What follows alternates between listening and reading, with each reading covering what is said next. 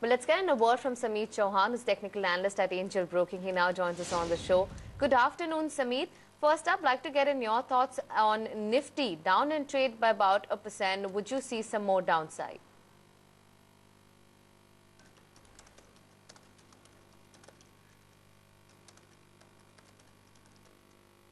Good afternoon, Kamyam. Honestly speaking, first of all, we were not expecting Nifty to sneak below 1779, 78, 75, which was a strong support zone. Nifty is now trading tad below 7800, but so long as 7700 holds, there's a possibility that Nifty might give a recovery. We would not initiate any short position at current level. We would rather wait for further developments to happen. In case if Nifty breaks 7700 and sustains below that level, then we might slide back to 7600, 7540 level. But as of now, we are not keeping that view. We are waiting for further developments to happen on charts. On the higher side, once Nifty sustains beyond 7850, 7860 mark, then we might see resumption of an up move to test 7958,000 levels also. Sameet, good afternoon. At this point in time, you've got the rate sensitives especially coming under pressure, but in terms of specific stock ideas, what would you be recommending to our viewers?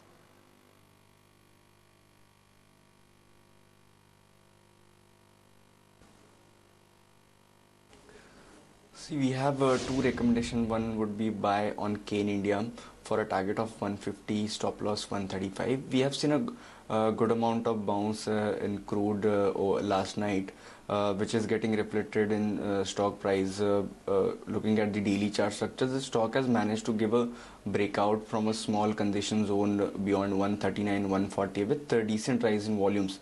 Looking at the hourly chart structure as well as the daily price movement, we expect this stock to extend this move towards 148, 150 over the next few sessions, and stop loss now can be kept below today's low of 135.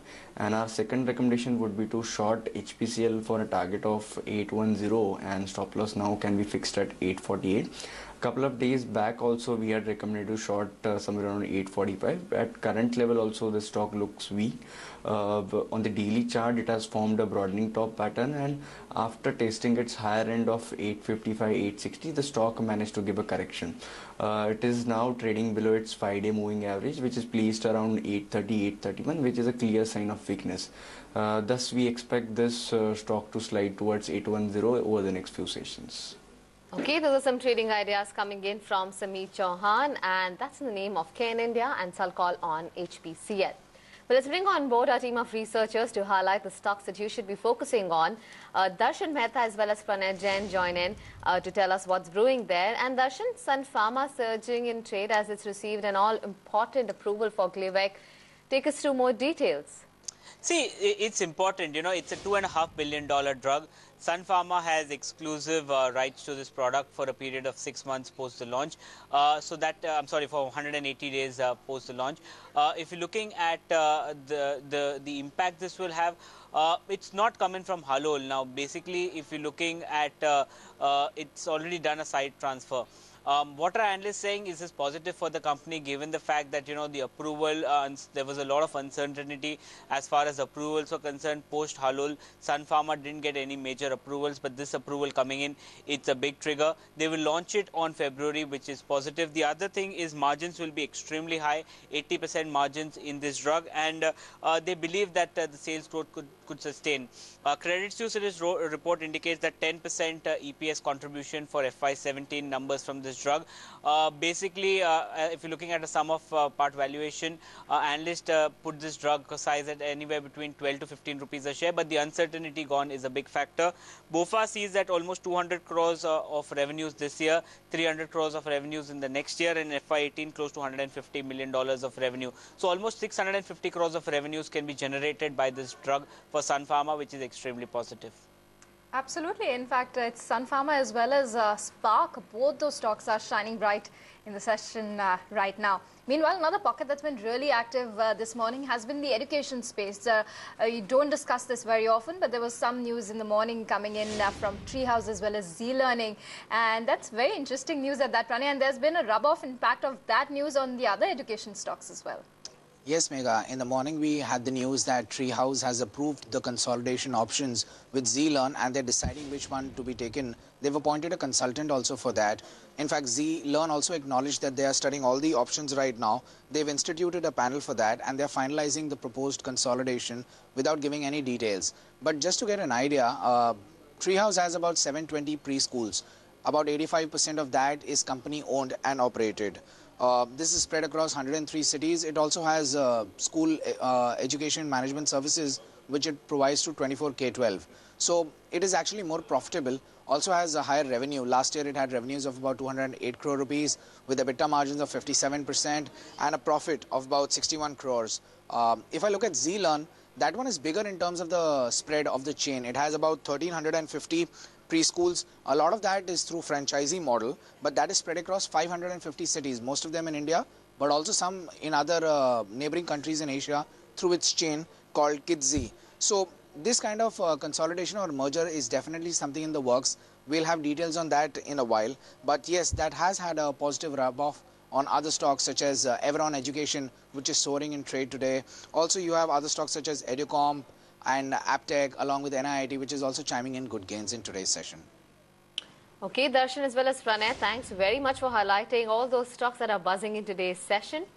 Well, let's move on now. An ARCOM board will meet today to take a final call on sale of its star portfolio, Reliance Infratel. Sources say that there are 3 final bidders that have submitted bids to buy Reliance Infratel. Gauri Dwivedi joins in with more details on the same. Gauri? 3 bidders have put in their final bids to take the entire portfolio, to take the entire tower portfolio of Reliance Communication, that is Reliance Infratel. Sources say Saralon Capital, the Tillman TPG Consortium and Carlyle are the final 3 bidders who have submitted their bids to buy Reliance Infratel. The board will meet today. ARCOM board will meet today to take a final call on who amongst these 3 bidders will be finalized. Sources say the transaction value is anywhere between 20 to 22,000 crore rupees. So in fact, one of the bids is for 21,400 crore rupees for buying out the entire tower assets of Reliance Communication. And that, of course, will have a massive impact on ARCOM, which has a huge debt right now. Over 37,000 crore rupees is the kind of debt that sits on ARCOM's books. This transaction will actually go a very long way in fixing the books and will also, of course, provide promoters some elbow room to pump money back into the business. Remember, 4G is a big game changer, but the company can only invest in the business, the flagship business, once it gets, once it, of course, monetizes its star assets. It's expected that a final call will be taken today when the ARCOM board meets and decides which among these 3 bidders, that is the Tillman TPG Consortium, Carlyle or Saralon Capital, will actually be the final investor that will buy out ARCOM's star assets. Right, thanks so much for that, Gauri. And in fact, we've seen the entire ADAG pack that's been a buzz over the last few days. This will be an important stock to watch out for. We've gotten you that exclusive bit of news there. Meanwhile, the other pocket that's been extremely interesting has been the crude pocket, where we've seen prices rally from the lowest price in more than 6 years. Now, cash-strapped OPEC nations from Venezuela to Iran are piling pressure on Saudi Arabia to reduce oil output. But the group's biggest producer insists it will only do so if the countries outside the organization as well join in. We've got Manisha Gupta, commodities editor, who joins in to give us more details on this. Manisha. Well, they are, yes, because, even as the output cost is quite low, around $10 to $20 for many of these OPEC members. But having said that, their country budgets really are between $80 to $120 per barrel on the higher side. And that really seems to be pinching them quite a bit right now. But having said that, Nikunj, it really is a guessing game on whether or not the OPEC will move. Well, remember, they are meeting today and they would frame a policy work for the next 6 months. The crude oil prices have declined 37% in last 6 months. That is when was the last OPEC meeting was on June 5th, 2015. Well, if you look at the OPEC output, while their official fixed quota is of 30 million barrels per day, they have been producing more than that for last 18 months. Last couple of months actually has seen levels of 31.7 to 31.5 million barrels on a daily basis. So they're producing much more than their own official fixed quota. While many of the OPEC members really have been voicing concerns about that and asking for production cuts as well, Iran, for one, has said that they should respect the 30 million barrel ceiling there. You have Venezuela proposing a 5% output cut. Saudi Arabia officials yesterday talked about a 1 million barrel per day of a cut coming in for the output. But having said that, none of these members have volunteered an output cut themselves. So that really tells you that there's a distrust or mistrust among these. And the non-OPEC members like Russia and US as well are pumping out at record highs. So all of that really would put pressure on the prices going ahead as well. Okay, thanks Manisha for getting us all those details, and clearly all eyes are on the OPEC. Now, the all-important GST rate report will be submitted by the Chief Economic Advisor Arvind Subramanian today. Nithya Balakrishnan joins in with a heads up and the likely scenario. Nithya? That's right. It's that crucially awaited GST rate report, which the CEA-led panel will be submitting to the Finance Minister later this evening. We're given to understand it will be a detailed presentation by CEA Arvind Subramanian to Arun Jaitley, followed which, of course, will be a media briefing. Now, the key tenets or the fine print of that report that everybody is waiting for. Firstly, what will the revenue neutral rate suggested by the CEA-led panel be? We're given to understand that it could be a range. Of course, in the last meeting, which took place before a fortnight, there were 3 to 4 ranges of R&R suggested, and we're given to understand that this time around it is likely to be in the range of anywhere between 17 to 20% is what we're picking up. Now, also what we're given to understand that is it will be graded. There will be a standard, there will be a lower and higher GST rate that will be recommended, along with a concessional rate is what we're given to understand. There could be multiple rates for different categories. For example, luxury items like cars will have a rate differentiator, as will cigarettes. It's what we're picking up. Interesting and very important will be the commentary made by this particular panel when it comes to that controversial 1% additional tax for, of course, interstate sale of goods. Now, this is something that the Congress categorically wants removed, and it will be interesting to see which way the CEA-led panel will bat when it comes to recommendations on this one. Of course, we're also given to understand that the key reason that they took an extra fortnight was to balance that while there is no extra burden on the industry, there is absolutely no revenue loss for states as well. So, of course, the fine print is something we will be getting details later. But at the moment, keeping our eyes out on that very crucial report that will be submitted to Finance Minister Arun Jaitley in just hours from now. Absolutely. Thank you so much, Nithya, for getting us that heads up. And that's going to be an important, important news that's going to be influencing the market mood as well tomorrow. But for now, let's just quickly revisit what's happening with the markets. It's been a rather dull day, you'd have to say. For now, 77.92 is what we're doing on the Nifty, but it's the broader markets, Amit, that are looking a lot more interesting. Particularly, I want to focus in on a couple of individual names and start off with the KSK Energy, not discussed very often. If you can have a quick look at the charts here, because from the word go this morning, you've had the stock doing really well, and right now it's almost at the highest point of the day. It's up 13% as we speak. Do you see any trading opportunity here?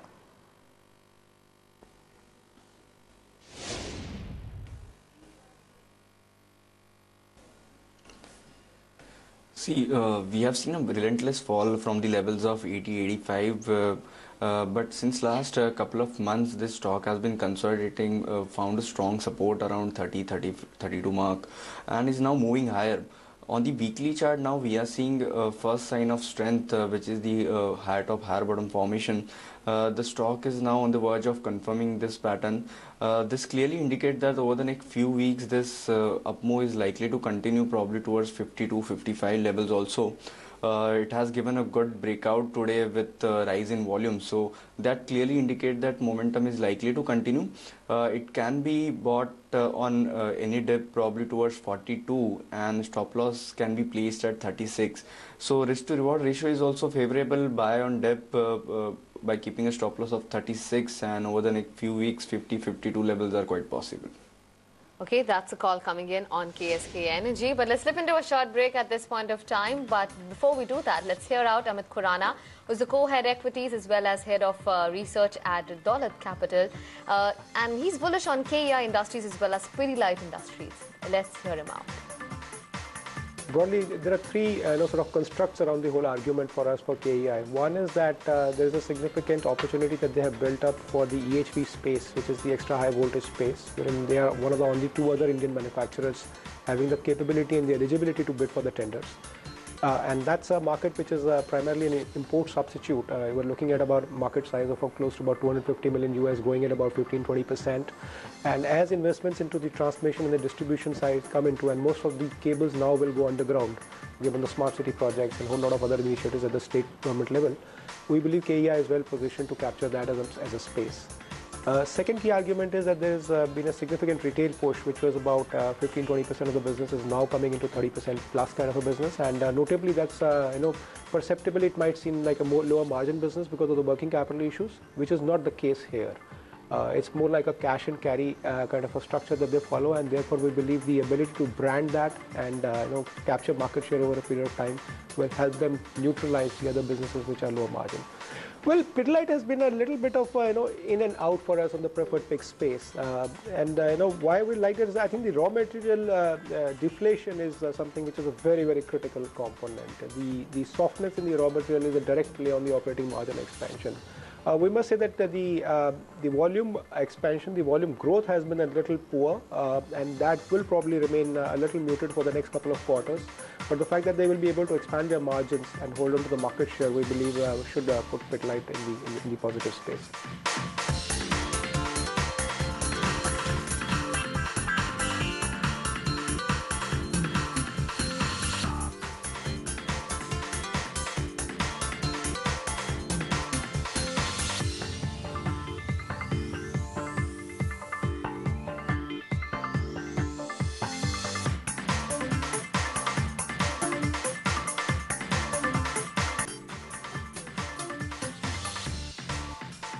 Great to have you back with us on Market Sense on ET Now. And well, the markets still continue to look quite tepid, you'd have to say. We are just over that 7,800 mark right now on the Nifty. But in terms of the individual stocks, the energy space, the mid-cap capital goods company, energy companies, they are certainly doing really well. We spoke about KSK Energy. Actually, we got a view from Samit earlier on. Another company in the related space, you'd have to say, is Transformers and Rectifiers India Limited. That stock has seen a spectacular rally. It's up over 25 to 30% just in a matter of last 2 days. So we thought it would be interesting to touch base with the management to find out, what's really happening at the business level, if there's some interesting developments as well coming up. So let's touch base with Mr. Vinod Masan of the company. Sir, thank you so much. Good afternoon, and thank you so much for joining in. There's been tremendous interest in the stock over the last couple of days, but I just wanted to understand how are things on the ground for Transformers and Rectifiers? What sort of order book position are you currently sitting at? How is the execution proceeding? What happens in the stock market, I really won't be able to tell you because it's totally a different outlook. But as far as the company is concerned, we have a healthy order book. As of now, we have a order book of about 880 crores, more than that. And the year-end, our first quarter was very bad. The second quarter was reasonably okay, better than the last year's second quarter. The third quarter is going on, and I see that by end of the year we should be okay and end the year with positive. Sure. So clearly you have a healthy order book at this point of time. But tell us, what are the new orders in the pipeline, and if you can also get us an update on that? See, orders in the pipeline, I really can't tell you in the metal channels because that's something which is confidential. But yes, orders are expected, and we have a healthy book, but orders are also expected. And the market is picking up to some extent, especially from the state side. Earlier, the pickup till last year was mostly in the central sector, but now we see even the states are picking up. Gujarat has always been buoyant. Andhra has been okay. Telangana is picking up now. Tamil Nadu has been good. And of late, even Rajasthan has started picking up. Clearly, like you said, there's a lot of interest coming in from the state. And then right now you have close to 880 crore rupees worth of orders on hand. Can you give us a sense of how are you looking to add to it over the next 6 months? Possibly what would be the order book by the time you close up this financial year? Depends on the execution and how much we get. I think we should be ending up, we end the year, I don't know exactly because where we will end up because it's too early to tell you, but we should have a healthy order book of 500 plus by end of the year. Okay, and what are the long-term targets that you've set forth for the company, say by FY20? Our targets depend all on the investments which take place in the infrastructure sector because we are totally dependent on the transformer is our own business. So, though there have been a lot of promises coming up, but ground reality, the investments have not been picked up to the line what we expected. And today the government is really concentrating on the reforms on the distribution side, and we have been saying right from the beginning that unless the distribution side is reformed, the pickup in this sector will not take place. And now the government has taken a positive step in that. Once it's implemented, distribution side will start picking up, and that's where the money comes from. And after that, the demand will pick up, and obviously the investment will pick up. Given the nature of the industry, of course, it's a long, drawn-out process. There's nothing, that will change dramatically, instantaneously. Nothing great. We signed a collaboration with Fuji last year, so we expect that to add to some of our business now, because EHV reactors were not in our business. We expect that to pick up now. We have quoted a couple of places, and once we get those orders, that will add to our top line as well as the bottom line. Since you deal so extensively with the state governments, sometimes, there are concerns over the receivables from that end. Can you give us a sense of what is the receivables that the company is sitting at currently, and by when do you expect them to be cleared? I think the September ending was about 200 odd crores.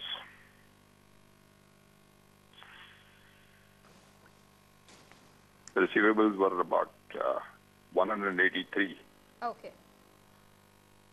All right, Mr. Masan, we'd leave it there. Thank you so much for, of course, joining in and giving us a quick perspective on how things are standing on the ground with transformers, rectifiers. There seems to be no stopping this stock at all. 15% up now, almost touching that 250 mark. Meanwhile, let's touch base with Manisha once again.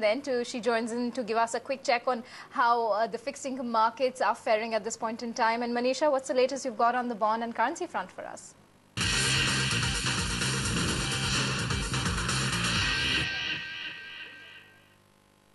Well, post the ECB meeting and the kind of data that we have seen from there, including the announcements, it has been a bit of a negative reaction that you have seen from the global financial markets there.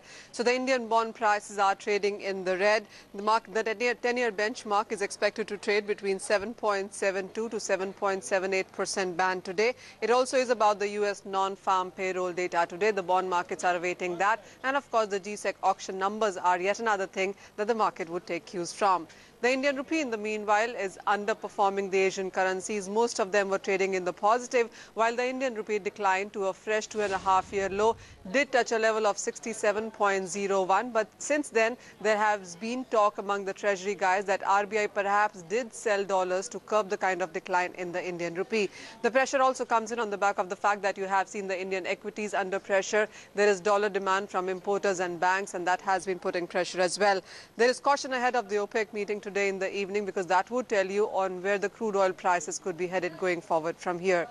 India rating suggests that we are perhaps looking at 67 to the dollar, but a breach of that is quite unlikely. And while in the near term you are looking at volatility, the rupee is expected to stabilize and appreciate as well in the medium term. Okay, Manisha, thanks very much for getting us a check on those macro cues to be watching out for. Well, let's move on now and talk about the education space, which is clearly buzzing, and one such stock is MT Educare. Let's connect with the management.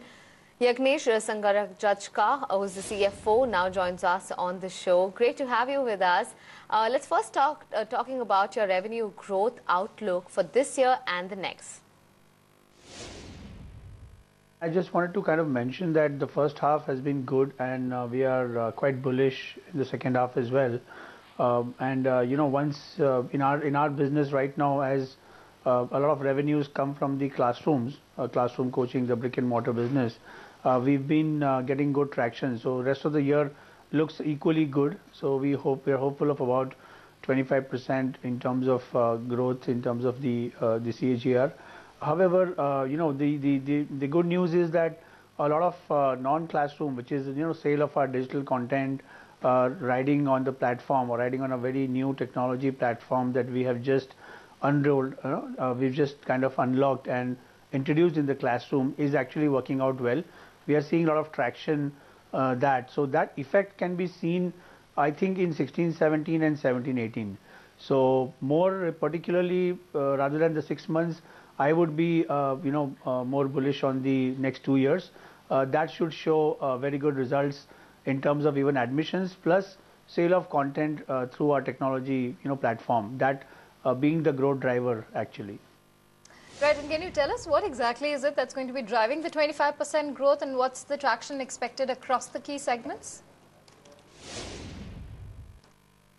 Yeah, so this 25% will largely come on a couple of things. One is we've started, we've completed our library of, almost about 600,000 question banks, as well as 10,000, learning objects of recording. So which actually becomes a very huge warehouse of content that we have created over the past 2-3 years. So this is going to be driving a lot of contribution to revenues. That's one, because right now we hope this year it will end at almost about 10 to 15% of revenues. Last year it was hardly anything; it was hardly 1%. So that straight jumping to 10% is a good indication for things to come. Secondly, even the classroom coaching, like for example Lakshya Business that we have started in Mumbai about 2-3 years back, it has gained very good traction. We are now getting good admissions in the IIT batches. And now, of course, as you know, Maharashtra has bought the CET back. So we feel that on the strength of that, our science business looks quite robust. Karnataka, Bombay, North, wherever we are present in science vertical, that's where the key growth is going to come from. And secondly, we are appointing franchisees, distributors for our content across all verticals. Right. Now, Yagnesh, operating profitability has witnessed pressure and margins have declined in the first half. What's the consolidated EBITDA margins we can expect going forward? Yeah, in the first half, the margins that you've seen compressed are nothing but due to tablets. We've started giving tablets to our students in the classroom. So if you've seen my notes to accounts to the results, we have clearly shown the effect of tablets, which also comes in the top line as well as in the direct cost. So because of that, the EBITDA margins are seen as 20.7. But if you really neutralize it and normalize it, the EBITDA margins are sustaining at 22.7. Last year, our EBITDA margins was 22%. So we are maintaining EBITDA margins if you really do the adjustment for tablet. And this is, our transformation phase right now. So there will be need to, educate children through tablets, through a lot of online, offline content.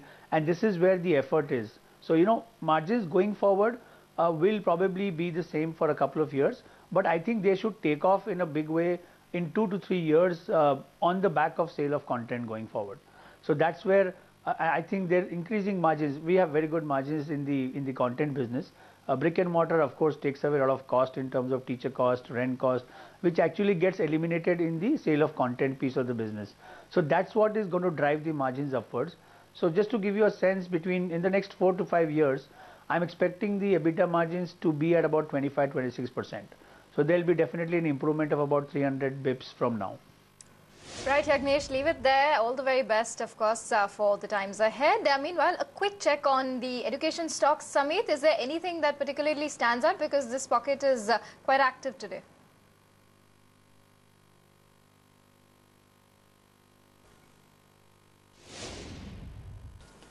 Yes, from this space, we were looking at MT Educator chart.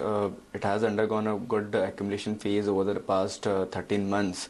After a gradual decline towards 100, the stock has now managed to reach its October 2014 highs of 145, 150. Going forward, if the stock manages to surpass 150 on a closing basis, then we could see the stock moving inside the uncharted territory with very good breakout.